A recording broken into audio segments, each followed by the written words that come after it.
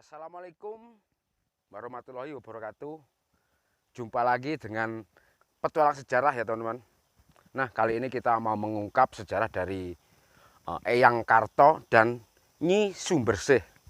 Pada waktu penjajahan Belanda, dia bisa merebut dari kekuasaan dan bisa mengambil alih ya teman-teman, mengambil alih dari kekuasaan dari Belanda.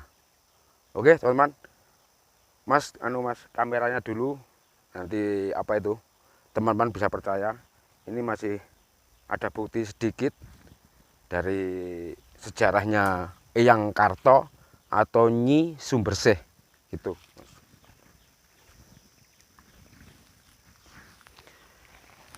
Ini dulu tempat apa ya, pabrik ya teman-teman, pabrik teh. Dari ini ke barat ini pertaniannya apa itu ya, kopi, dan yang sini ke timur ini adalah teh gitu teman-teman. Ini masih ada peninggalan.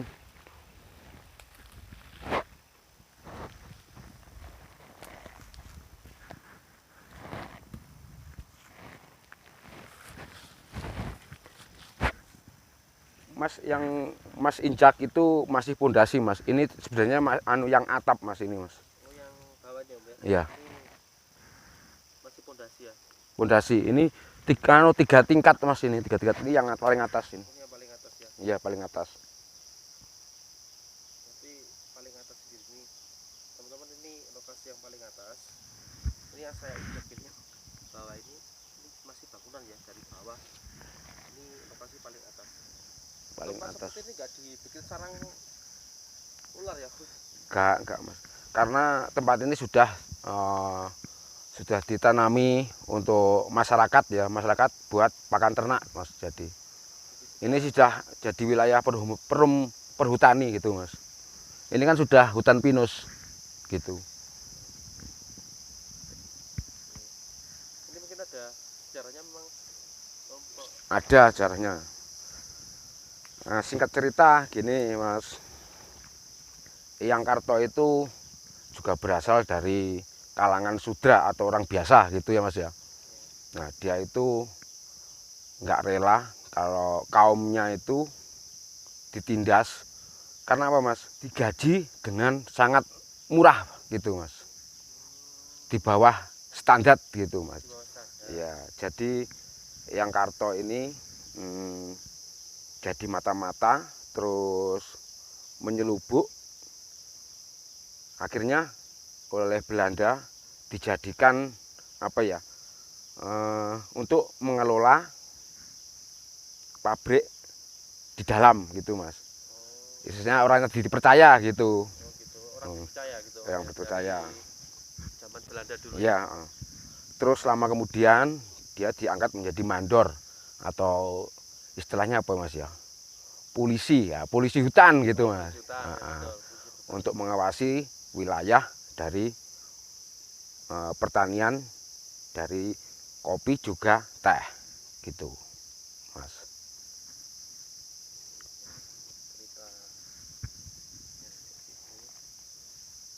Nah, hutan sini Mas, hutan sini, wilayah sini itu namanya Bersih. Banyak orang tahu Mas, banyak orang tahu kalau di sini itu hutan bersih. Hutan bersih. Nah, hutan bersih itu mungkin diambil dari nama orangnya tadi ya. Gitu Mas, gini Mas, gini. Setelah Eyang Karto ini pada tahun 1945 dia tidak tahu kabarnya Mas, nggak tahu. Tapi akhirnya Nyi Sumbersih ini meninggal di tempat ini, dan akhirnya apa? Di wilayah hutan sini Mas, wilayah hutan sini dinamakan hutan Sumbersih atau Bersih gitu. Banyak yang tahu Mas ini, banyak yang tahu. Inilah hutan bersih gitu. Sampai sekarang. Gitu. Sekarang ya. Namanya terkenal dengan hutan Sumbersih. Sumbersih. Iya. Wilayah sini itu Mas, oleh Belanda dibeli Mas ya, dibeli seluas 1030 hektar. Luas Mas, Luas sekali ya. luas sekali, luas sekali. Tapi dibeli dengan harga yang sangat murah Murah, gitu. Dibeli dengan harga jajan gitu. Ya, namanya seperti itu. Nah, teman-teman, ini bekas bangunan dari Belanda. Belanda, Mas, Belanda. Ya ini, teman-teman. Ya yang saya injak ini masih Mas, masih tahap kedua, ada yang 3 nanti ada yang sana tadi. Oh ya, di sana Iya. teman-teman. Masih ada pondasian ini. Itu 2 3 karena apa ya? Terpendam gitu aja. Teman-teman, kalau digali masih banyak ruangan di bawah kemungkinan ya. Ya, di sana banyak Mas, berceceran apa itu? Batu-batu, batu bata juga banyak di sana, di bawah sana. Ini peninggalan bangunan dari Belanda. Masih cornya masih kuat.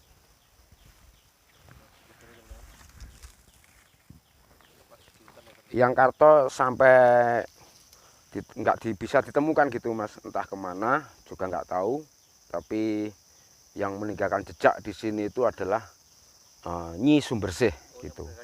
Jadi Sumbersih. Ya ya sampai saat ini hutan wilayah sini Mas ya. Wilayah sini itu dinamakan hutan bersih gitu. Bersih. Itu diambilkan dari nama Nyi Sumbersih gitu. Ya, gitu. Teman-teman, ini ceritanya sejarahnya seperti itu.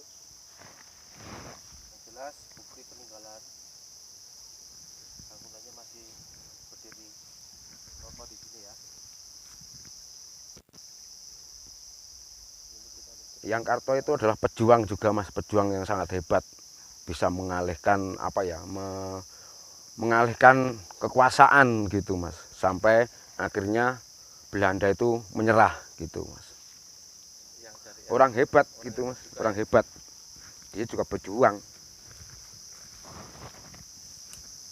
Ini loh Mas, ini yang lantai yang kedua, ketiga ada, yang keempat sana.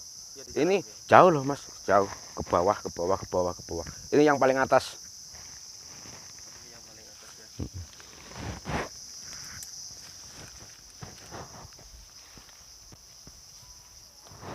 Nah ini Mas, pondasinya di sini tuh Mas. Ini yang kedua, ini yang ketiga ini. Ini. Nah, ini yang ketiga. Di sini yang ketiga. Nah, yang tiga. 1 2 3. Ini batu-batunya masih ada ini. Yang keempat di bawah sana itu kita lihat ada batunya itu. Tersusun gitu Mas, tersusun gitu ya. Menara. Bener. Ini yang paling atas. Juga nggak tahu ini buat apa, ya juga nggak tahu. Ya mungkin untuk ya nggak tahu lah buat apa. Yang cerah. Tapi yang pasti dari suara orang terbanyak gitu yang saya pakai, yang saya ceritakan, kalau tempat ini adalah tempat Nyi Sumbersih atau Eyang Karto gitu Mas. Yang bisa merebut dari kekuasaannya Belanda gitu.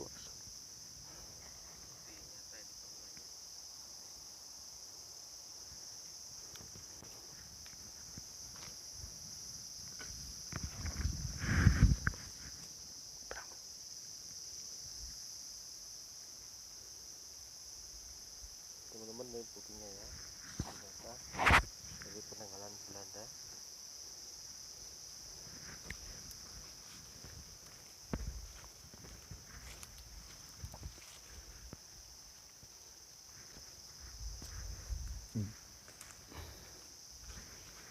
Sudah banyak Mas orang datang ke sini ya untuk membuktikan bahwa ini sejarah dari Eyang Karto gitu. Sudah banyak yang kesini. Iya.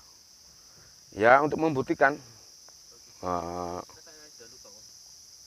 mana Mas? Sudah lupa. Dan itu ada lubang Om. Oh iya ya. Nggak tahu lubang apa, enggak juga nggak tahu. Nah, ini kan juga informasi dari warga atau teman-teman kalau di sini ada sejarah dari Belanda atau pejuang kita Eyang Karto dan Nyi Sumbersih. Ya, langsung kita explore kali ini.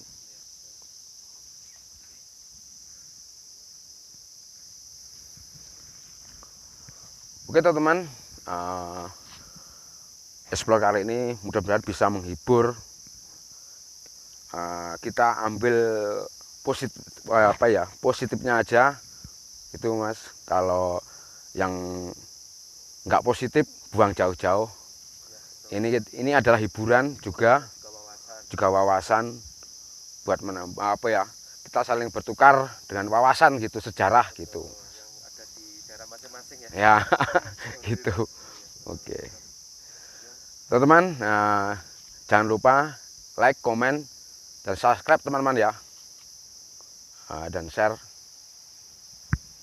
Cukup sekian dulu explore kali ini. Salam damai. Assalamualaikum warahmatullahi wabarakatuh.